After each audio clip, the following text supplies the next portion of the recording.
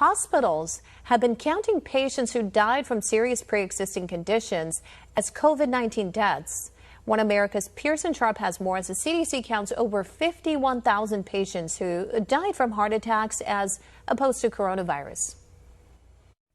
The Centers for Disease Control have updated their death counts for coronavirus and reveal yet again that COVID-19 is rarely the actual cause of death among coronavirus patients. According to the CDC themselves, of the 220,000 deaths attributed to the coronavirus, 87,000 of them died from pneumonia and influenza. Another 17,000 died from chronic respiratory diseases, and 26,000 died from respiratory distress syndrome. 44,000 patients died from hypertensive diseases, 23,000 died from heart disease, and a whopping 28,000 died from cardiac arrest and heart failure. Yet all of these, even patients who died from heart attacks, were marked down as dying from the coronavirus. Doctors who spoke with One American News explained that 131,000 patients who are being considered COVID-19 deaths already had life-ending diseases, including cancer, dementia, and even end-stage renal failure. And according to the CDC again, if you look at place of death, you'll see that some 10,000 patients who died from COVID were on hospice care, meaning they were terminally ill to begin with and were already expected to die. Doctors tell One American News that all of these patients were critically ill and likely died from their pre-existing conditions without any help from the coronavirus. However, they explain that the CARES Act, passed by Congress in March, gives hospitals a 20% bonus on their diagnosis-related group paid for by Medicare. Essentially, that means doctors are being paid to list deaths as coronavirus without any indication the patient's death was actually COVID-related. The 1918 Spanish flu is often used as an example of a comparable pandemic, and perhaps it's more comparable than most people realize, according to the National Institutes of Health and even Dr. Anthony Fauci himself, in a 2008 paper explained that the majority of deaths during the 1918 and 1919 pandemic were not caused by the influenza alone. Instead, Dr. Fauci says that the vast majority of deaths were caused by bacterial pneumonia.